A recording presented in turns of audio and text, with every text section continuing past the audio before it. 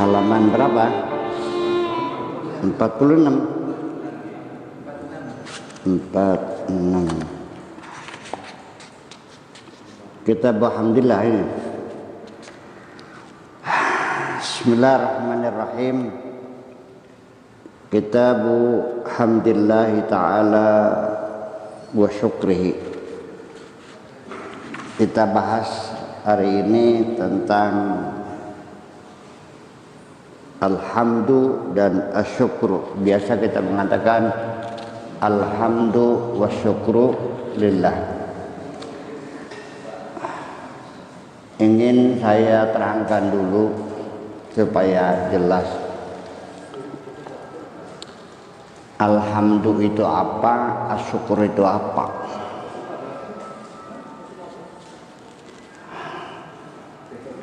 Kalau kita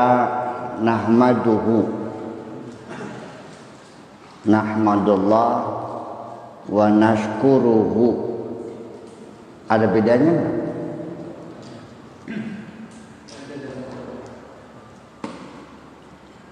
Ya, nahmaduhu kami memujinya, wa nashkuruhu dan kami mensyukurinya. Saya dapat uang hari ini 100 juta. Nahmaduhu wa nashkuruhu. Beda enggak? Di mana bedanya antara nahmaduhu wa nashkuruhu? Bedanya di mana?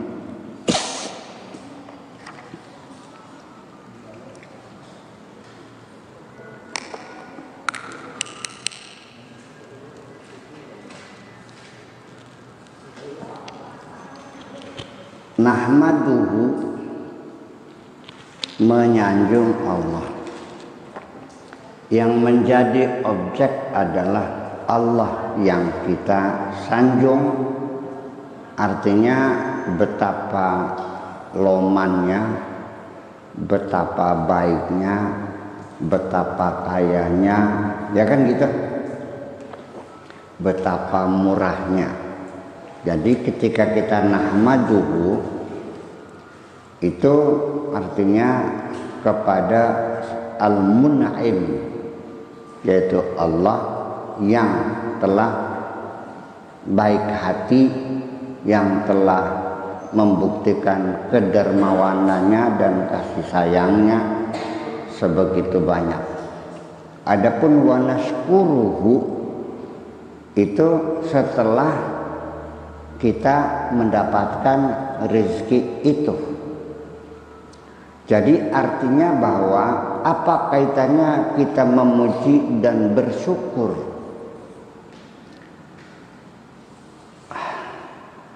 Kapan kita memuji seseorang?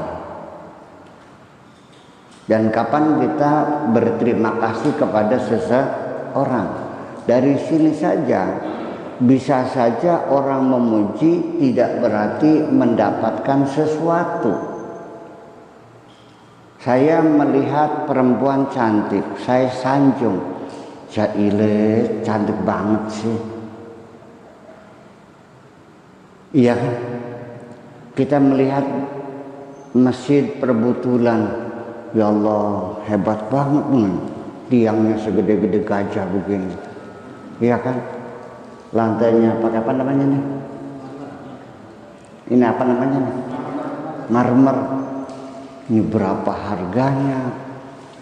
Masyarakat sekitarnya nggak kaya-kaya banget sih, tapi kok mesinnya begitu bagus. Ini berarti masyarakat ini memperhatikan ibadah luar biasa. Saya tidak mendapatkan apa-apa, hanya apresiasi saya terhadap kebaikan-kebaikan apapun yang saya lihat. Maka kita menyanjung Allah ketika kita melihat betapa luasnya alam ini, betapa Allah bisa mengatur hujan yang setiap saat nggak pernah berhenti, berjuta-juta kubik di udara bergelantungan air itu. Berapa biayanya? Itulah kita menyanjung. sekalipun kita tidak mendapatkan apa-apa. Tetapi kalau bersyukur itu karena kita mendapatkan sesuatu, menyampaikan satu pengakuan. Nah, disinilah makanya perlu kita definisikan dulu apa bedanya dan apa kesamaannya antara alhamdulillah dengan asyukru. Mendetail kita bicarakan. Sambil kita baca dulu ayat hadis yang pertamanya, nanti kita definisikan lebih lanjut. Qala Allah Ta'ala fadhkuruni adzkurkum washkuruni washkuruli wala takfurun.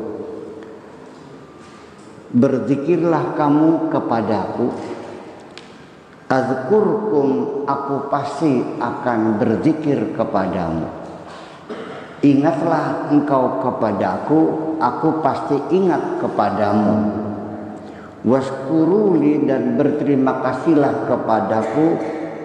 Wala takfuruni, dan jangan mengkafiri aku. Jangan mengingkari aku.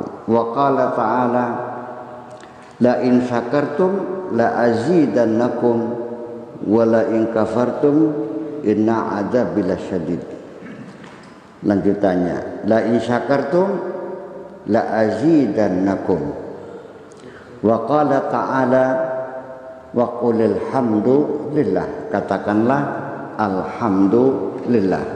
Wa qala ta'ala wa akhiru da'wahum anil hamdulillahi rabbil alamin.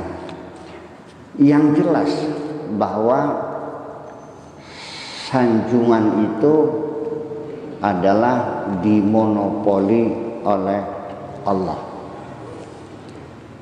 Saya ingin mengatakan bahwa kalau kita ingin benar dan dijamin benar, gandulana ningrong perkara.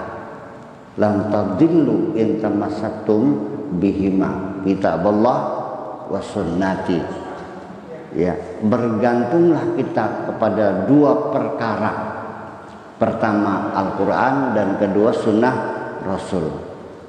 Lam tadillu, dijamin tidak bakal tersesat kamu. In tamassaktum bihima, kalau keduanya kamu pegangi dengan baik, yaitu Al-Quran dan As-Sunnah.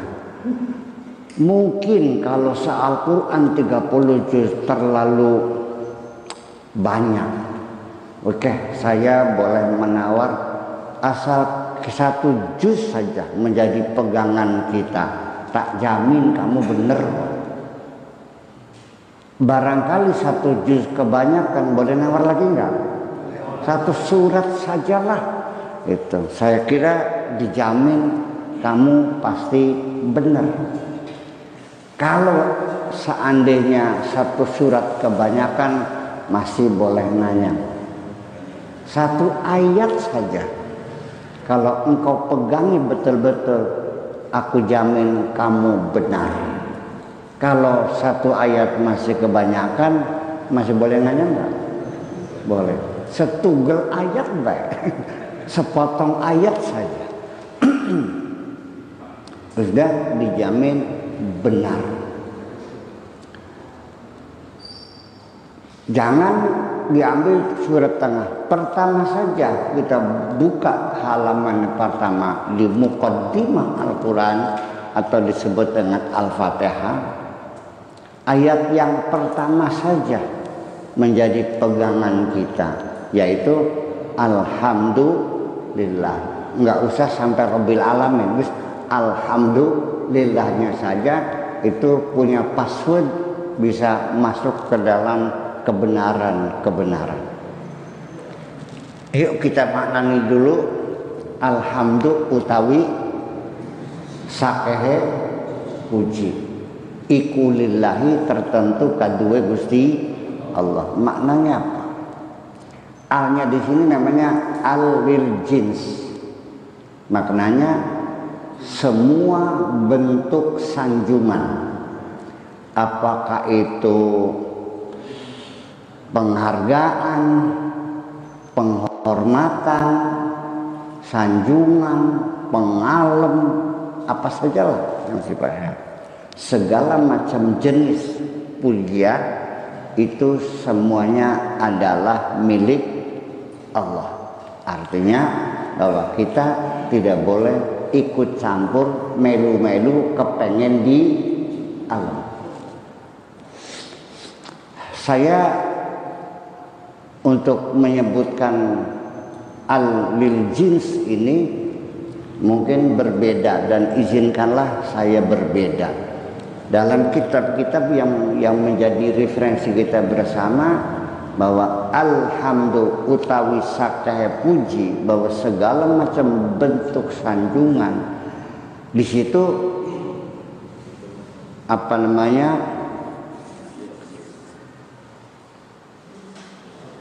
hamdul qadim alal qadim, hadis alal hadis, qadim alal hadis, hadis alal qadim.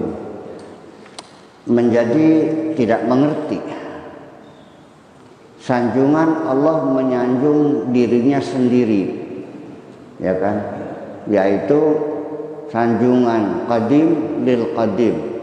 Allah menyanjung zatnya sendiri. Limanil mulkul yaum lillahil wahidil qahar. Lagi ngalem dewek. Kemudian sanjungan manusia kepada sesama manusia, hamdul hadis ilal hadis. Kita menyanjung seseorang, bapak-bapak menyanjung saya, seorang laki menyanjung pacarnya, betapa cantiknya kamu, betapa indahnya kamu. Itu namanya hamdul hadis lil hadis. Hamdul qadim lil hadis, kayak Allah menyanjung kanjeng Nabi Muhammad, wa innaka la'ala khuluqin adzim. Itu referensi yang pernah saya baca, begitu ya? Jangan begitu. Yang jadi pertanyaan, ini 4 macam jenis sanjungan itu milik siapa?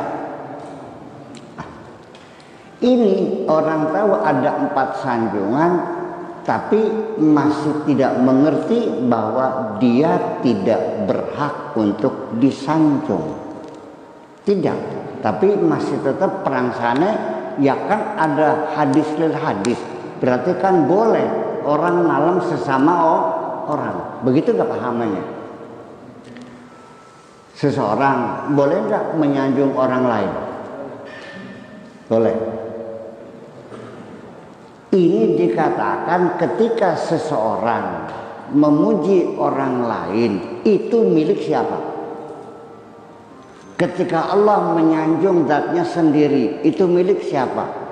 Jadi baik qadim alal qadim, baik qadim alal hadis, hadis alal hadis, hadis alal qadim, itu semuanya milik Allah.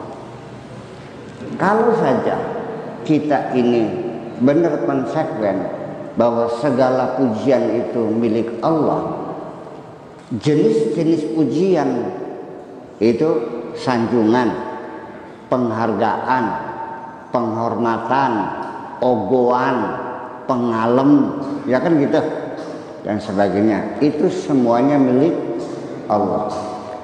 Dalam konsekuensi kita sehari-hari, saya mau nanya bapak ini, ketika disanjung orang seneng nggak?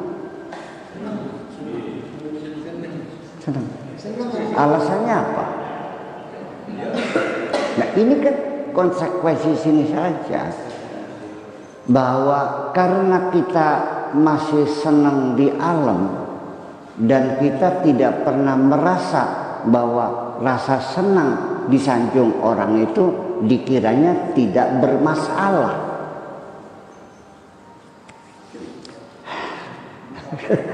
Ya ini persoalannya. Sebab andaikan kita meyakini bahwa sanjungan itu semuanya milik Allah dan kita tidak perlu minta disanjung, Begitu kita sudah tidak pernah minta dihormati dan kita tidak merasa berhak untuk dihormati, sejak itu hidup kita menjadi nyaman dan biaya hidup kita akan menjadi murah meriah. Ternyata dalam hidup ini biaya yang paling mahal adalah biaya sanjungan. Andaikan bapak-bapak butuh pakaian, di Tegal Gubuk berapa yang paling murah baju? Berapa?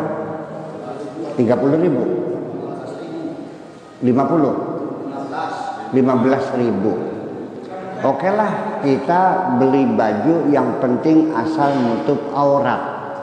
Baju namanya mereknya Agogo, harganya 15.000. Murah nggak? Murah. Rumah yang penting tidak bocor. Pasang bambu, pasang plastik, pasang gelar, tikar. Berapa kira-kira? Cukup 100.000? Cukup. Murah kan? Tapi kenapa kita membeli kain sutra di Trusmi yang harganya 2.500, 2,5 juta? Kenapa kita bikin rumah sampai 15 miliar? Untuk apa? Karena kita menuntut penghargaan. Betul? Kenapa beli mobil bukan asal bisa menggelinding saja? Kok belinya mobil S500 yang harganya 4 miliar? Kenapa beli mobil yang harganya 14 miliar namanya Lamborghini? Untuk apa? Untuk penghormatan. Betul? Bapak-bapak pergi ke Jakarta makan soto di Hotel Mandarin, Hotel Indonesia, nyeberang bundaran, nanti ada Hotel Mandarin. Di penthouse di atasnya ada restoran, itu harga soto semangkok harganya 250.000 semangkok nih. Padahal turun ke bawah nyebrang ke HI, nanti di sebelah kanan HI ada jalan kacang di situ. Ada bangku, ada gerobak jual soto juga. Harganya hanya 15.000. Airnya sama, ketumbarnya sama, garamnya sama. Kenapa kita membelanjakan uang 250.000 untuk semangkok soto? Tidak lebih adalah karena prestasi dan penghargaan. Jadi yang membuat mahal hidup apa sesungguhnya? Penghargaan. Nah, kepengen tersanjung. Ketika kita sudah meyakini bahwa segala bentuk sanjungan itu milik Allah dan kita tidak perlu minta dihormati oleh siapapun, hidup kita menjadi murah. Betul nggak?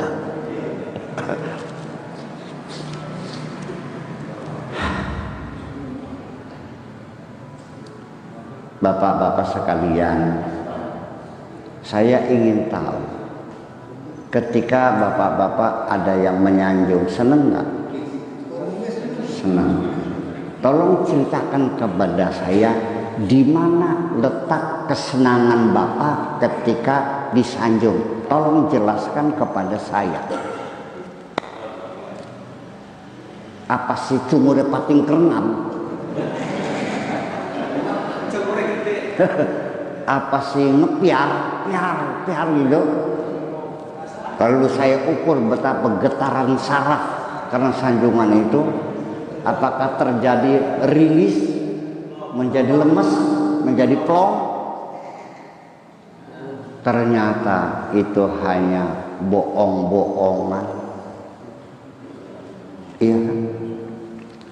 Karena gara-gara sanjungan di dunia kita bersedekah, infak jariyah, anak yatim disantuni tiap bulan, masjid dikasih sebagai donatur masjid setiap bulan 5 juta.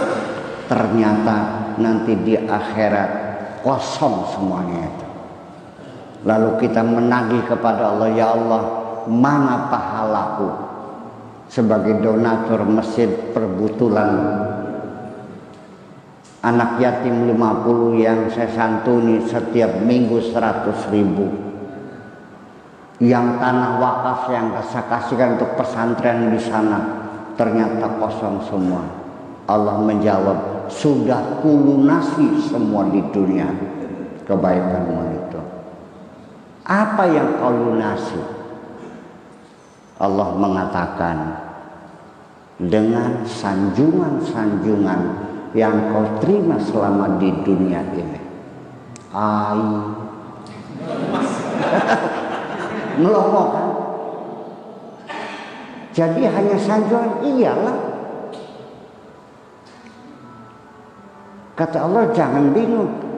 Aku bertanya, ketika kamu disanjung senang nggak? Ya seneng lah, ya itulah bayarannya. Selesai. Jadi itulah makanya kalau kita sudah benar jujur lahir batin bahwa semua bentuk sanjungan milik Allah, dan kita nggak usah tidak usah ikut-ikut menuntut sanjungan, perlu jalur pengalem hidup menjadi nyaman.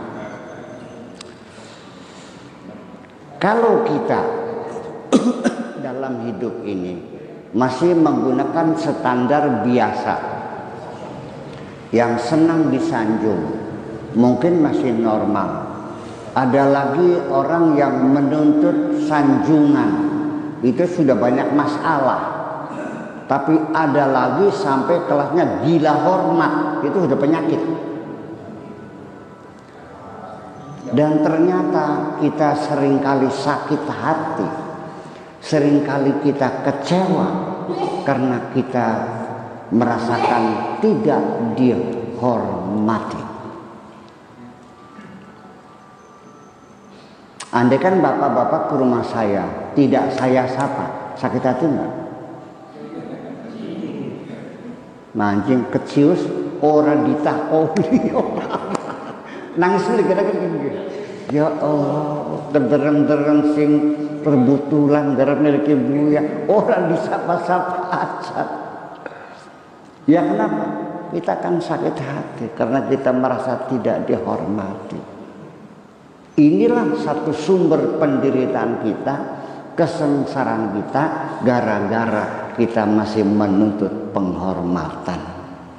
Kalau kita sudah tidak lagi gila hormat, tidak lagi ingin dihormati, masa bodoh, emangnya gue pikirin hidup ini menjadi nyaman.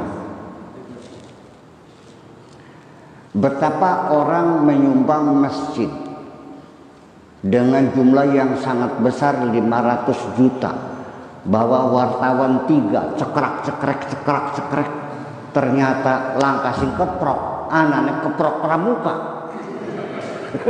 Prok, langsung sakit hati. Sejak hari ini jangan berharap komunitas sumbang lagi kepada koplok sampai gitu. Bayangkan, ternyata salah satu sumber penderitaan kita ini bersumber dari keinginan untuk dihormati. Betul? Nah, itulah. Sehingga Nabi Muhammad sendiri itu sudah cukup merasa berdosa ketika beliau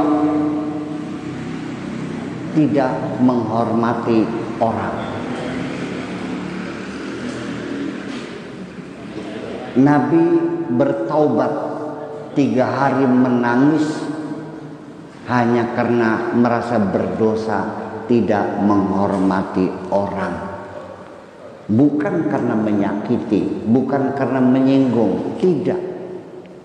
Karena orang buta yang datang kepada Nabi itu tidak pernah merasa sakit hati ketika Nabi cemberut, ketika Nabi berpaling muka. Orang buta itu tidak pernah sakit hati. Tapi Nabi yang merasa berdosa karena aku tidak menghormatinya. Abasa wa tawalla an ja'ahul a'ma. Orang buta itu tersinggung nggak dicemberuti Nabi? Sebabnya apa? Wong picek diplengosin nyewat dulu. Sebabnya yang dirasakan manusia ini. Bahkan justru penderitaan kita di alam dunia itu bersumber dari persoalan penghormatan. Allah menyuruh malaikat dan iblis bersujud kepada Adam itu bukan untuk menyembah Adam.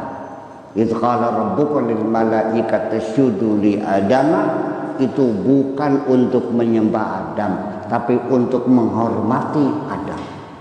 Dari persoalan penghormatan itulah kita terlahir di dunia, dari konflik horizontal antara iblis dan Adam sampai kita terpental ke alam dunia ini. Tapi untung ya, kalau enggak kita enggak terlahir. Betul. Apakah itu kalau rabbuka lil malaikati isjudu itu suruh sujud menyembah? Tidak. Untuk menghormati, memuliakan Adam. Ya, ternyata ada orang yang sulit menghormati orang seperti iblis karena merasa sombong dengan kehebatannya, dan ada lagi orang yang gila hormat, memaksa orang untuk menghormati dirinya. Saya juga pernah masuk kamar seorang pejabat. Mungkin saya lupa, mungkin saya salah. Masuknya tidak mengetok pintu lagi karena memang sekretarisnya mempersilahkan. Saya kira sudah otomatis kan, masuk aja. Oh begitu caranya masuk kamar saya ini. Maksudnya gimana Pak? Ya kan begitu caranya, tanpa menutup pintu. Tak, saya dipersilakan oleh sekretaris Bapak. Keluar lagi, ketok pintu lagi. Siapa yang tahu bagaimana kau menutup pintu? Ya keluar saya. Tok tok tok. Assalamualaikum. Ya masuk. Nah begitu kan caranya. Ya Allah ya Rabbi. Ini persoalan penghormatan. Kita bicara di sini, kita bicara mendetail dulu. Nanti hadis berikut gampang semua. Yang penting kita paham dulu apa artinya alhamdulillah itu, penghormatan itu. Hanya karena gara-gara saya tidak membukakan pintu mobil, saya dikunyuk-kunyuk. Saya bilang salah saya apa? Ya dibuka dong pintunya, ya Allah. Oh maaf sorry. Sampai pintu harus dibuka, bayangkan. Iya.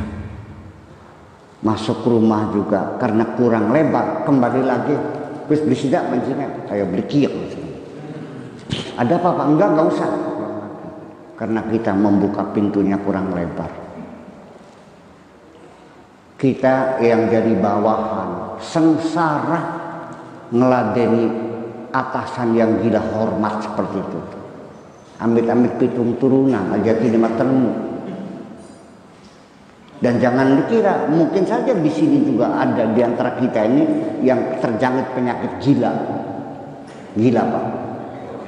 Gila. Oleh karena itu, saya ingin mengatakan lagi, jangan bodohlah sebagai muslim yang berakidah ini.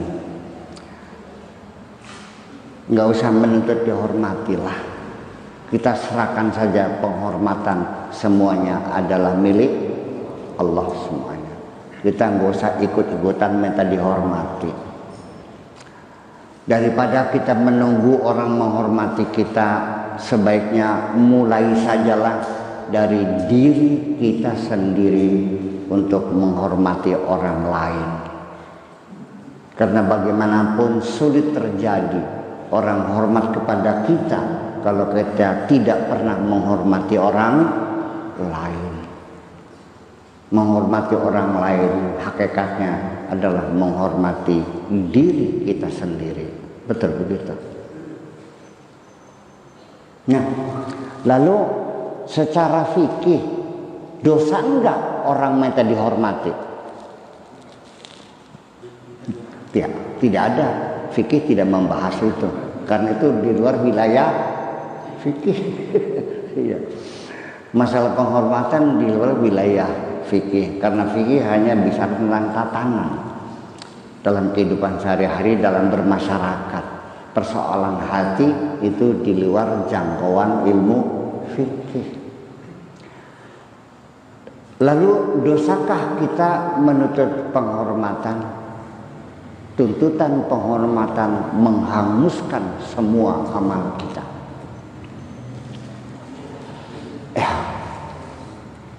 Dan ketika kita berbuat baik dan tidak dihormati, sakit hati enggak?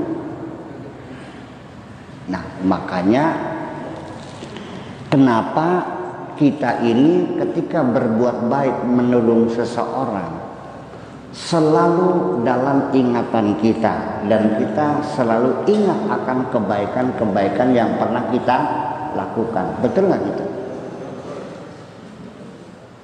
Pernah nggak nolong orang? Pernah nggak bantu orang susah? Masih ingat kan? Kebaikan selalu diingat, tapi kejahatan kita ingin rasanya segera dilupakan.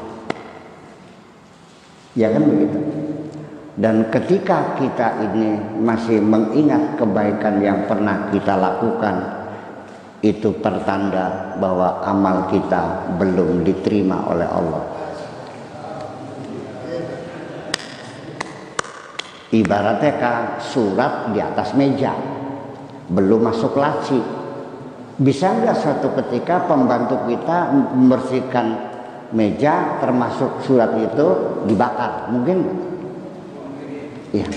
Kalau masih di atas meja artinya belum dimasukkan ke laci. Kenapa demikian?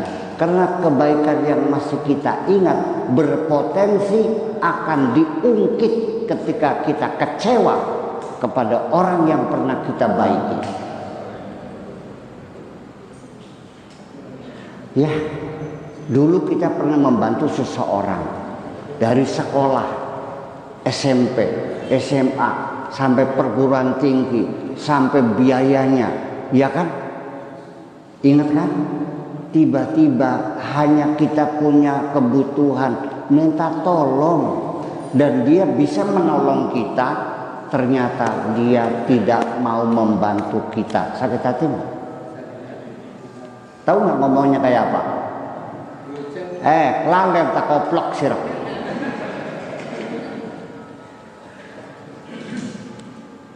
Kamu sarjana tuh, tahu nggak? Dari mana? Lupa bertahun-tahun kamu saya bantu tuh, koplok kamu tuh. Kalau bukan karena bantuanku, jadi sarjana sirkinang. Bayangkan kemarahan orang kecewa.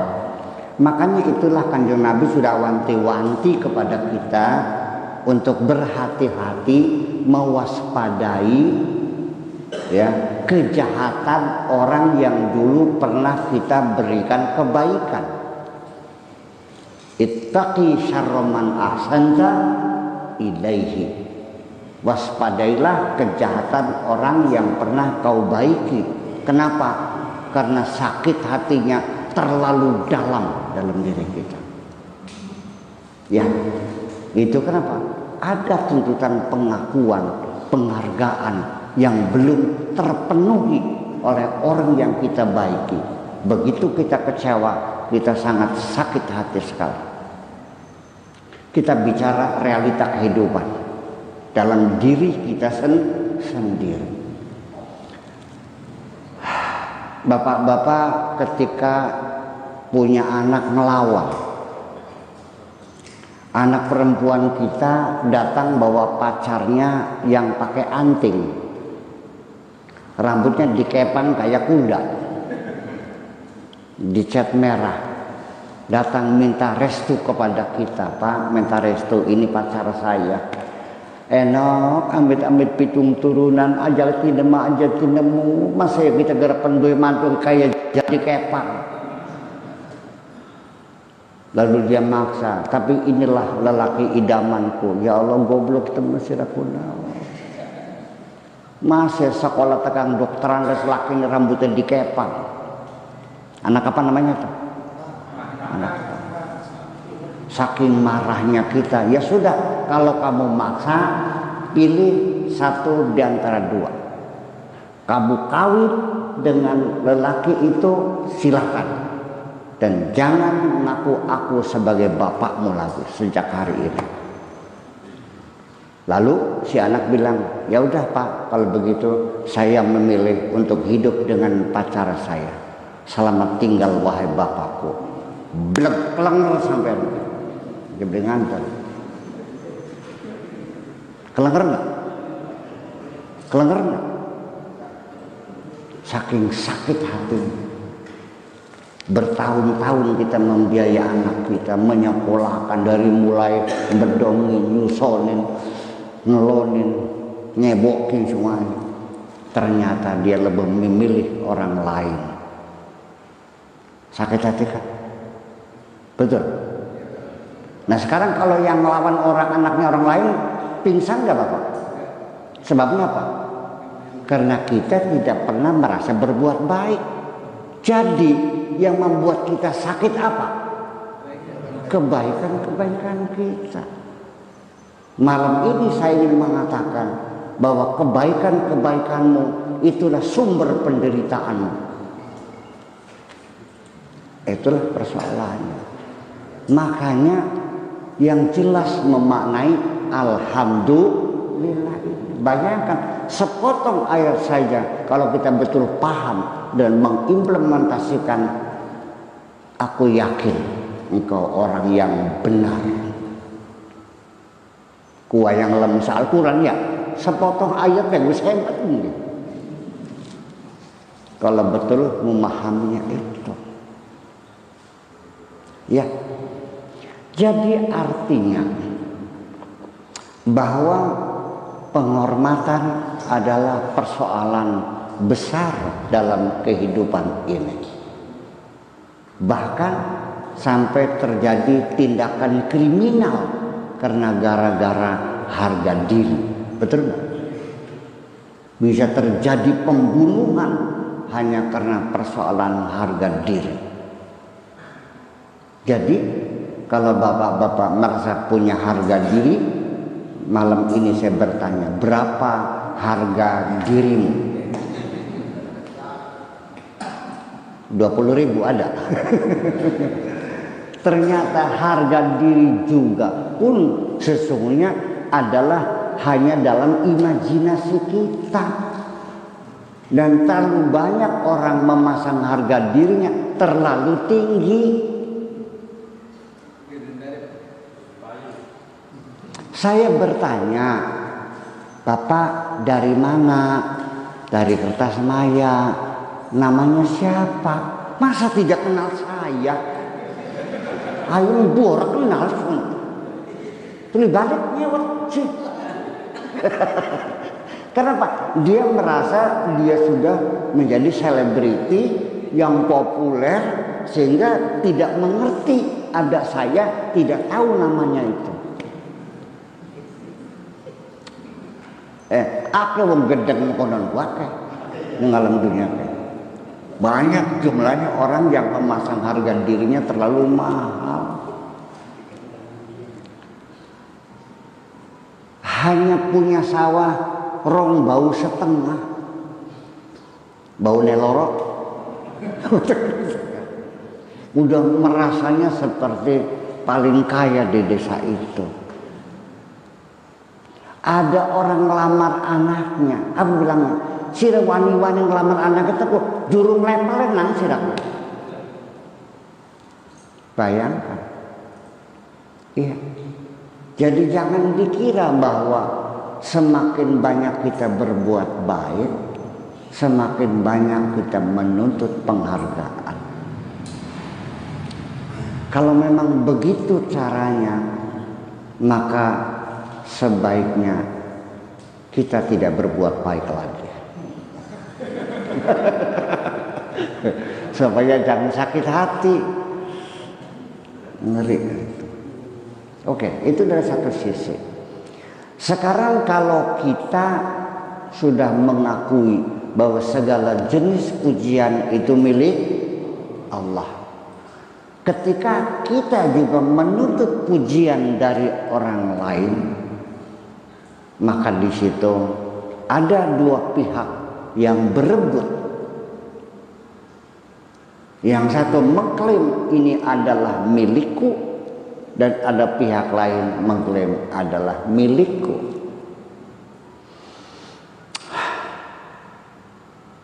Siapa yang mengklaim kepemilikan mutlak atas pujian itu? Adalah Allah. Nah, kalau ketika kita juga menuntut penghargaan, apakah itu bukan pengkhianatan?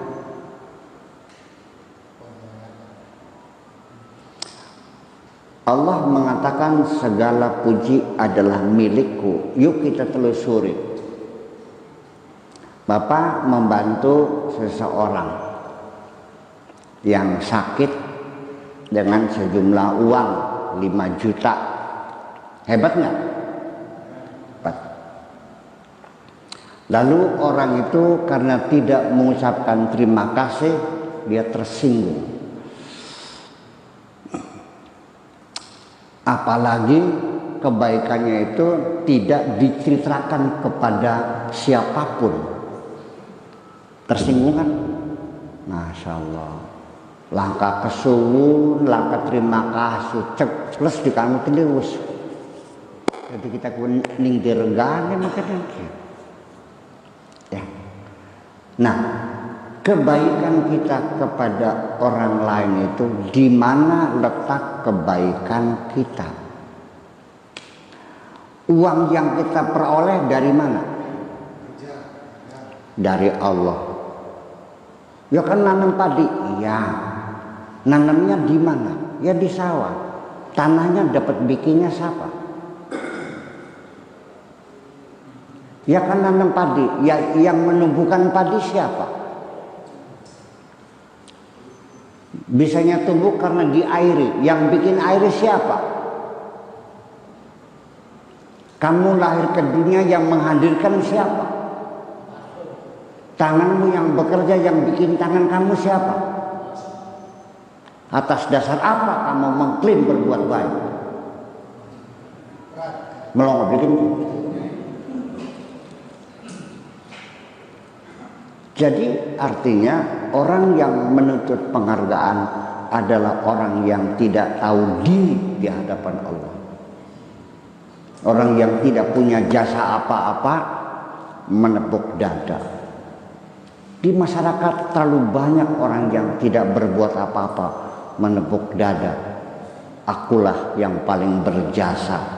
Ini banyak pengkhianat-pengkhianat bangsa seperti itu. Yang susah siapa, yang dapat penghargaan siapa? Iya kan? Semut gotongan narik bangkai belalang sampai ke suhunan ke atas. Gotong royong katat sama belang yang begitu besarnya bisa sampai dari atap. Berapa ratus semut. Ada nggak beberapa semut yang nangkring di atas kepala belalang? Anak beli semut yang nangkringin dasi walang. Tudang, woi tekan dur jasaku. Anak manusia mengonon. Kebaikan siapa yang mengklaim siapa? Apakah ini bukan pengkhianatan? Itu satu sisi. Dari sisi yang lain, ketika ada dua pihak mengklaim, jadi insya Allah ini kebaikanku, jar sampean ini jasaku, bulat tak boleh? Bulat. Ini HP-ku, kata Kang Benu, ini HP-ku, ayo bulat tak boleh? Bulat. Jadi bakal wong kepengen di alam bulatnya karo siapa? Gemet tentokan nasisan. Kira-kira mulai dinakin wong perbutulan bener kabur ini. Iya. Nah, begitu kita sudah mengabaikan sanjungan, hidup kita semakin rukun, semakin damai dan nyaman kok. Sudah nggak ada lagi orang tersinggung, nggak ada lagi orang yang mengungkit-ungkit kebaikan. Percaya, sok amalkan, alhamdulillah segala sanjungan adalah milik Allah. Udah gitu aja, engkau di perangkat-perangkat semuanya kan. Iya.